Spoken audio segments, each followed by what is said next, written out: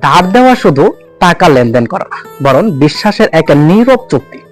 যখন মানুষ টাকা দেয় এবং টাকা ফেরত দেওয়ার সময় মানুষ বিভিন্ন ধরনের অজুহাত এবং পালিয়ে থাকে, শুধু অর্থ নয় বরং সম্পর্কটাও বিচ্ছিন্ন হয়ে যায়। মানুষ ভাবে আজ না হয় কাল, কাল না হয় পরশু টাকা দিবে, কিন্তু সেই আজ আর সেই কাল আর আসে না।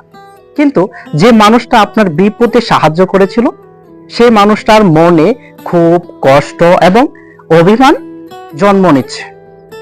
তবে রবীন্দ্রনাথ ঠাকুর বলেন যে টাকা হারানো পাপের চেয়েও বড় ক্ষতি। এবং আরেকটা প্রবাদ বাক্য আছে যেটা বললে ঋণ করে ঘি খাও, এই কথার মধ্যে আনন্দের কথা বলে এবং এই কথার মধ্যে লুকিয়ে আছে দাত্তীয়র বার।